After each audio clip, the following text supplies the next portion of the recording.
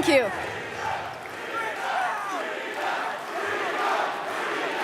Thank you. Thank you very much. Before I begin, thank you very much. Before I begin introducing my husband, allow me to express my sadness at the passing of our queen. May she rest in peace. Long live the king. My husband and I, thank you. My husband and I share the same values, although our background is a little different. Mon mari et moi, nous partageons les mêmes valeurs, malgré que notre parcours est un peu différent. I was born in Caracas, Venezuela, and my family immigrated to Canada in 1995, in a working-class neighborhood in the east end of Montreal, Hochelaga-Maisonneuve, puis Pointe-aux-Trembles. Je suis née à Caracas, Venezuela, et ma famille a migré ici en 1995 à Montréal, dans le quartier d'Hochelaga-Maisonneuve et puis Pointe-aux-Trembles. En tant que mujer latina, es un placer y un orgullo de poder ser una voz fuerte para el pueblo latino y para muchos inmigrantes.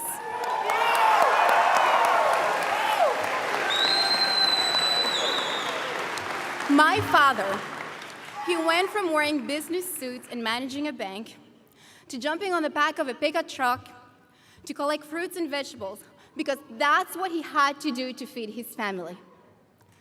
Mon père est passé de porter des complets et à gérer une banque à monter à l'arrière d'une camionnette avec des vêtements usagés afin de ramasser des fruits et des légumes dans les champs, car c'est ce qu'il devait faire pour nourrir notre famille. The Galindo family, present here tonight, taught us hard work and that there is no greater dignity than to provide for your own family.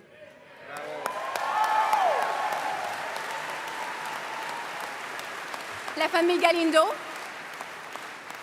Galindo présente ici ce soir, nous a enseigné qu'il faut travailler fort et qu'il n'y a pas plus grande dignité que de subvenir aux besoins de votre famille.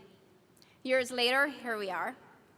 My father is a small business owner, and my siblings went all from their humble beginnings, including me working at McDonald's, to being a renovator, a registered practical nurse, a proud member of the Canadian Air Forces, and here I am, la petite fille de Pointe-aux-Trembles, standing in front of you and by my husband's side. Dios mío, ¿quién se lo hubiera imaginado? Mon Dieu, qui aurait imaginé ça? My husband's story is a little different. He was born in Calgary to a teenage mother who had just lost her own mother. She gave Pierre for adoption to two wonderful school teachers from Saskatchewan. And again, they're all present here tonight. L'histoire de mon mari est un peu différente. Il est né à Calgary d'une mère adolescente qui venait tout juste de perdre sa propre mère. Elle a donné Pierre en adoption à deux merveilleux professeurs d'école élémentaire provenant de la Saskatchewan et ils sont présents ici ce soir. So, we both grew up the same way, our families living paycheck to paycheck, knowing that filling your tank of gas, it is not a luxury, but a way of transportation to go to work and to bring your children to school. Donc, nous avons grandi très similairement, nos familles vivant toujours en attendant le prochain chèque de paie, en sachant que faire le plein d'essence n'est pas un luxe, mais un moyen de transport pour aller travailler ou amener vos enfants à l'école. So, ladies and gentlemen, mesdames et messieurs, a principled man, a good son, a wonderful father, and a loving husband.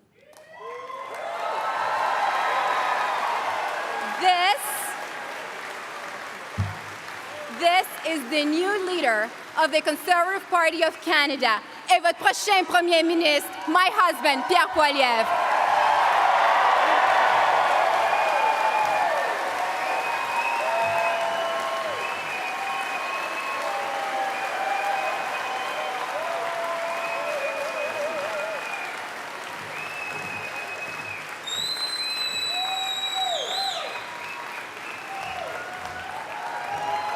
Merci beaucoup. Merci beaucoup. Merci beaucoup. Thank you. Merci, Anaïda. Je t'aime. I begin on behalf of everyone here, expressing my sorrow at the passing of our beloved Queen. Two tiny words, the Queen. Yet on every continent, those two words conjure up more than a picture. They also express an idea, the idea of decency and duty. Elizabeth II, though she might have recoiled at the thought, was the world's most famous woman. Yet she was our queen, our sovereign, for almost half of our nation's existence. In her 22 visits here, yes indeed, in her 22 visits here and her dealings with 13 prime ministers, she exhibited the virtues we most cherish: dignity, civility, humility, candor, and above all else, service. That's why her death, though not unexpected, is nonetheless shocking. We felt we knew her. We felt that her strengths were ours, the strengths of a country which by good fortune and God's grace we call home.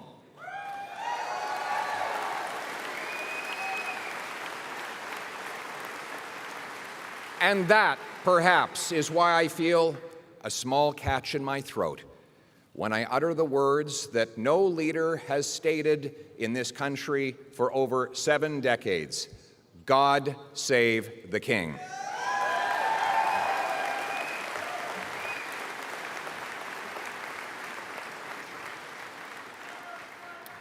Tonight begins the journey to replace an old government that costs you more and delivers you less with a new government that puts you first: your paycheck, your retirement, your home, your country.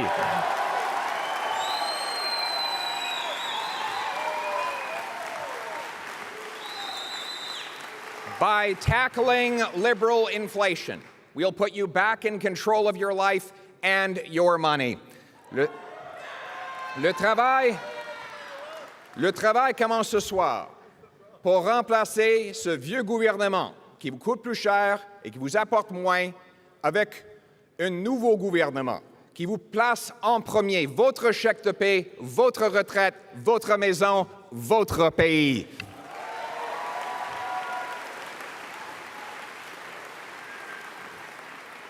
En nous attaquant à l'inflation, nous vous redonnerons le contrôle de votre argent et de votre vie. And it is about you.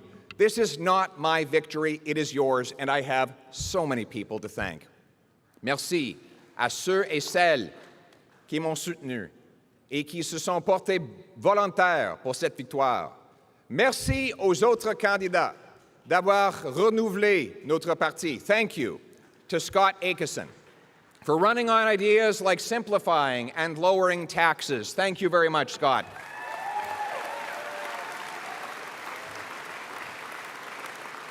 Thank you to Roman Baber for standing up for and making sacrifices for freedom for everybody.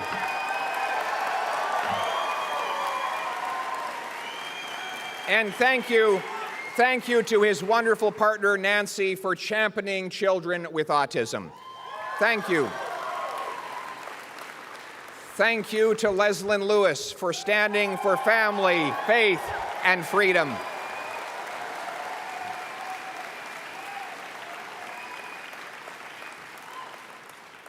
And to her husband, John, for supporting her along the way. Yes. And thank you. And thank you to Jean Charest for your service to our country.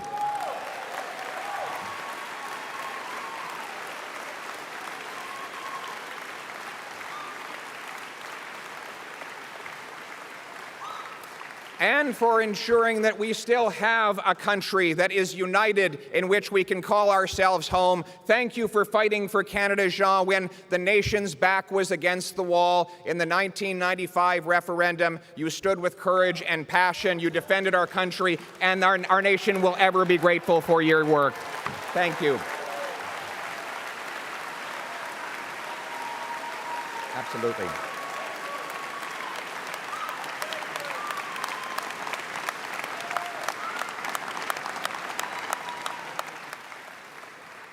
Ça fait à peu près 40 ans que Jean est en politique, au niveau provincial et fédéral. Et c'est dur. Mais souvent, les vrais héros, ce n'est pas les candidats, c'est leur famille. And that's why I recognize Michelle. For those 4 decades, there have been countless occasions when her husband was fighting causes on behalf of all of us, when you had to carry the extra load and take the extra sacrifice, countless invisible sacrifices. And we as a nation, we as a party, we thank you, Michelle. Merci beaucoup.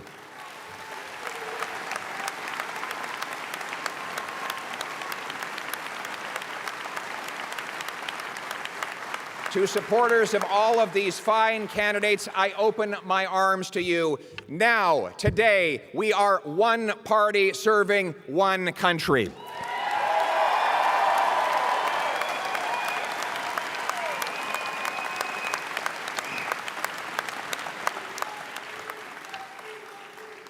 Most importantly, thank you to my brilliant and beautiful wife. Merci à ma belle et brillante épouse.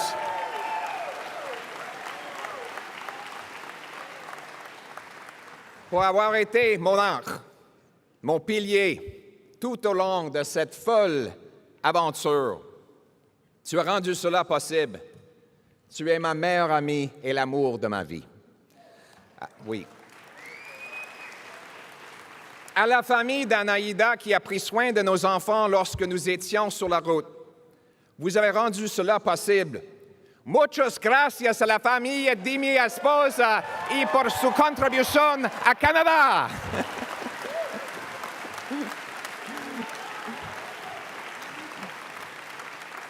So that's all the Spanish I speak. If you ever come over to our house for one of our grand family gatherings, it's usually 20 Latinos and Latinas arguing, telling jokes, telling stories in Spanish, and one guy standing around having no idea what anyone else is saying.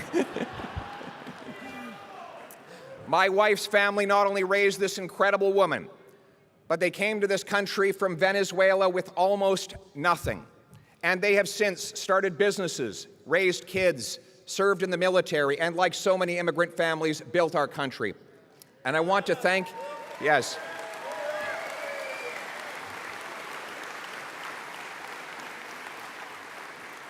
I want to thank my brother Patrick, my father Don, his partner Ross, my mother Marlene, and even my biological mother Jackie is here today. Yes.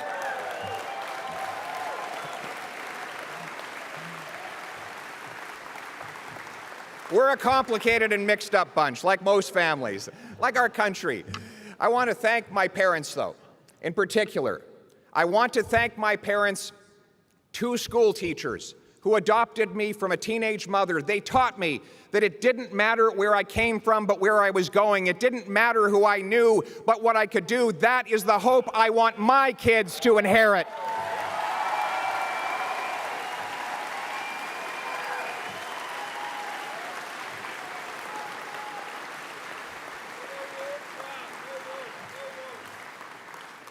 But that hope has melted into worry for many.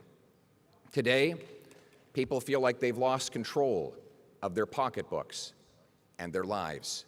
The cost of government is driving up the cost of living. This government, this Liberal government, has doubled our national debt, adding more debt than all previous governments combined. That means another $500 billion bidding up the cost of the goods we buy and the interest we pay. Inflationary taxes increase those costs further. Now, they plan to triple the carbon tax on gas, heat, and everything else. Le coût du gouvernement augmente le coût de la vie. Ce gouvernement a ajouté à notre dette nationale plus que tous les autres gouvernements dans l'histoire de notre pays. Ça veut dire 500 milliards de dollars qui ajoutent à l'inflation et aux augmentations des taux d'intérêt.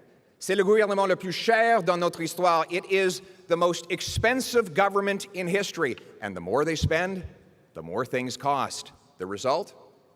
Families downgrade their diets to cover the 10% year-over-year jump in food prices. Seniors delay their retirements and watch their life savings evaporate with inflation.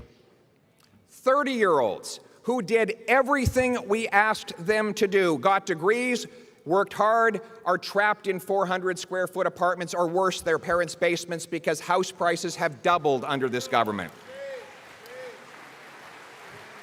And those who do own homes are paying more interest on their mortgages, even though this government promised interest rates would not rise for years.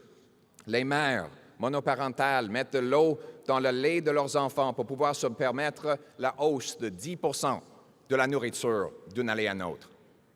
Les personnes âgées voient leurs économies s'évaporer avec l'inflation. Des jeunes de 30 ans qui ont fait tout ce que nous avons demandé d'eux, obtenir un diplôme, travailler fort, vivre dans le sous-sol de leurs parents parce que les prix des maisons ont doublé. Et ceux qui ont une maison paient davantage d'intérêts pour leur hypothèque.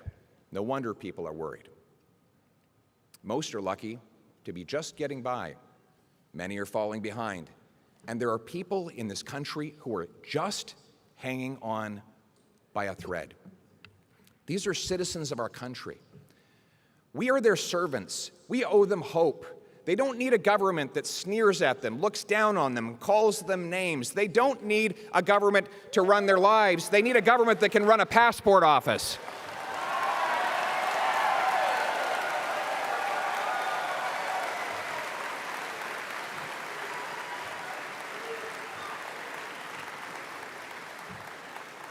They need a prime minister who hears them and offers them hope that they can, again, afford to buy a home, a car, pay their bills, afford food, have a secure retirement, and, God forbid, even achieve their dreams if they work hard. They need a prime minister who will restore that hope, and I will be that prime minister.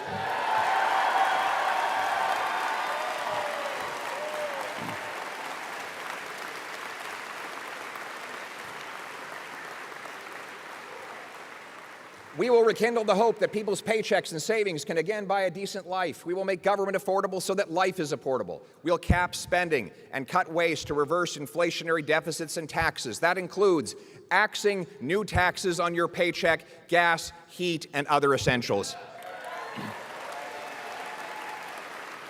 It means fighting climate change with technology and not with taxes.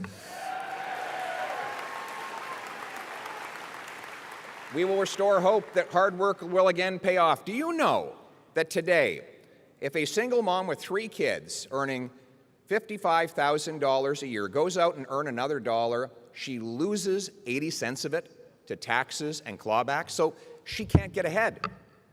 I will reform programs and cut taxes so that when that single mother and people like her earn more, they keep more, and hard work always pays off in this country.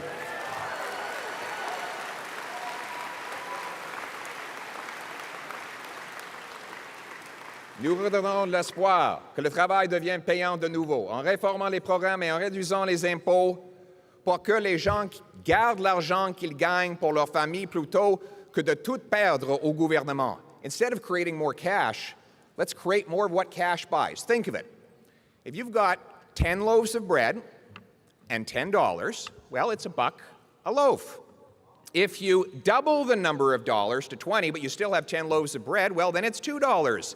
You see, spending more doesn't get us more. We need to make more. So instead of doubling the money, let's double the bread. Let's remove the government gatekeepers to build more homes, grow more food, and produce more energy right here in Canada.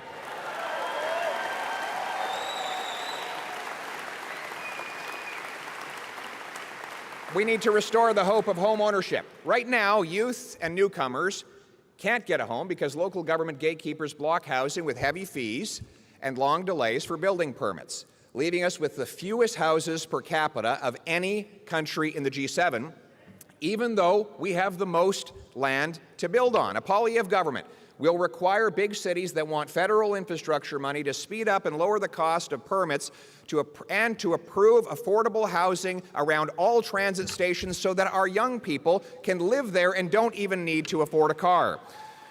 We will also We'll sell off 15% of the underutilized 37,000 federal buildings to turn them into housing and use the proceeds of sale to reduce our deficit. In other words, stop printing money, start building homes for our people. Speaking of homes, we must make stuff here at home again, here in Canada. Look, trade is great. Trade is just great. But we learned during COVID that we can't count on the rest of the world to take care of us. That is why we must be the best place on earth for workers and businesses to build factories, mine critical minerals for electric cars, and develop other resources. Right now, we lose wages because we import 130,000 barrels of overseas oil, mostly from dictators, every single day, even though we have the third largest supply right here in Canada. And that is all because our government prefers dirty dictator oil to responsible Canadian energy. We will repeal this government's anti-energy laws and replace them with a law that protects our environment, consults First Nations, and gets things built. We will greenlight Newfoundland and Labrador's planned increase in oil production, which will allow us to fully replace every single barrel of oil we're importing from abroad, and within 5 years, we will set the goal to end dictator oil in Canada altogether.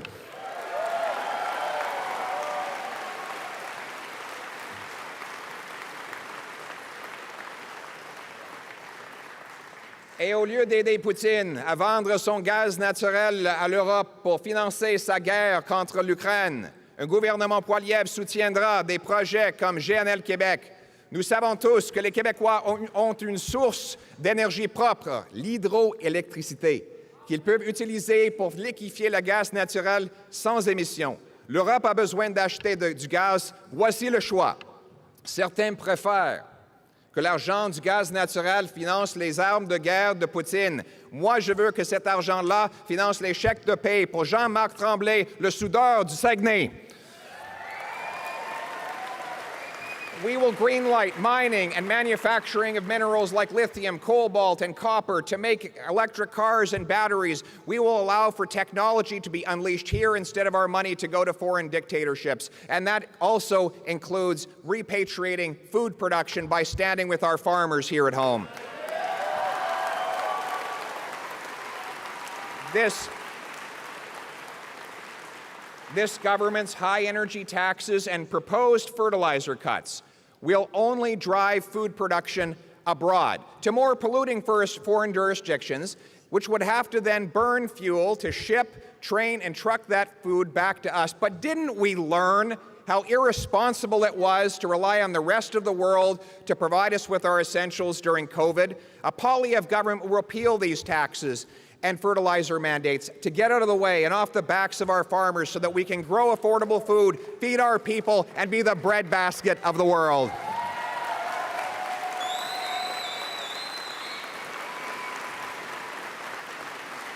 We will restore to First Nations more control of their land, money, and decision-making, and those communities that want to develop resources and invite commerce to fight poverty will have an ally rather than an obstacle in me. We must remove other unneeded barriers by axing the disastrous ArriveCan app.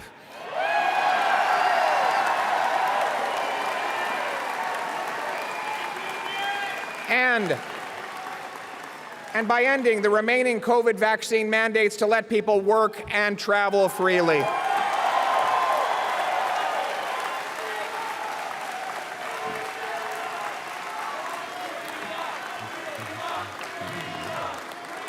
Thank you. We will bring hope. We will bring hope to doctors, nurses, engineers, and others who are immigrants to this country but are blocked from working in their professions for no other reason than that they come from another country. We'll team up with provinces to guarantee that within 60 days, an immigrant applying to work in their profession will get a yes or no based on their tested abilities, not based on where they come from. We'll back up 30,000 small study loans for those in need of time off work to study up to the Canadian standard. Enough talking, remove the gatekeepers to get more doctors, more nurses, more engineers, and more inflation-proof paychecks for our brilliant immigrants. And we will restore the hope of safe streets, a hope that has turned into fear in all too many places after killings in Vancouver, Montreal, Toronto, and most recently, Saskatchewan. Weakened laws allow chronic and violent reoffenders out of prison early at great danger to our people. Instead of spending a fortune targeting licensed and law-abiding, trained and tested firearms owners, Conservatives will bolster the laws, bolster the borders, and put the real criminals in jail.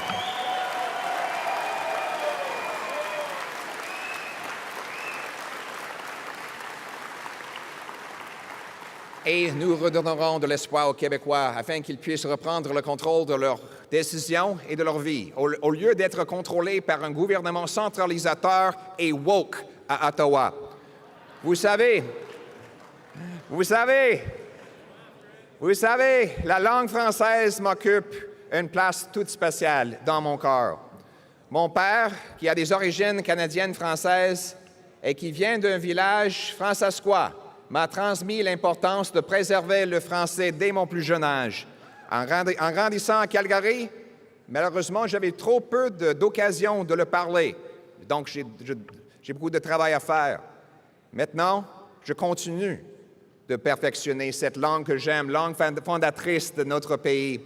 Avec mon épouse, une Montréalaise, nous transmettons à notre tour à nos enfants qui vont dans les garderies francophones. Nos petits-enfants, Baby Cruz et Valentina, ils auront la langue française comme première langue. Et la deuxième langue, évidemment, espagnol. Et après ça, troisième langue, l'anglais. Je vais aller plus loin en parlant du Québec. Je dirais que les conservateurs de partout au pays ont beaucoup d'apprendre des Québécois. Les Québécois défendent leur patrimoine, leur culture et leur langue. Ils ne s'excusent pas. La nation québécoise tient tête au wokisme.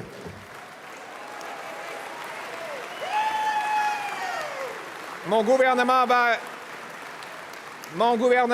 ne va pas se mettre le nez dans tout. Un État fédéral plus petit va faire grandir des citoyens du Québec et du Canada. Small government makes for big citizens who own their homes, build their dreams, raise their families, look out for their neighbors, and earn powerful paychecks and savings free from inflation and overtaxation. We will restore Canada's promise in a country where it doesn't matter who you love, or if your name is Smith or Singh, Martin or Mohammad, Chang or Charles. A country where the dreamer, the farmer, the worker, the entrepreneur, the survivor, the fighter, the ones who get knocked down but keep getting back up and keep going can achieve their purpose. A country where the son of a teenage mother adopted by two teachers can dare to run for Prime Minister of Canada.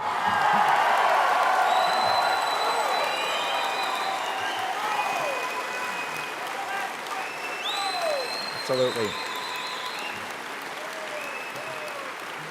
In the words of the great Canadian Prime Minister John Diefenbaker, I am a Canadian, a free Canadian, free to speak without fear, free to worship God in my own way, free to stand for what I think right, free to oppose what I believe wrong, free to choose those who shall govern my country. This heritage of freedom I pledge to uphold for myself and all of mankind. Merci beaucoup. Thank you very much.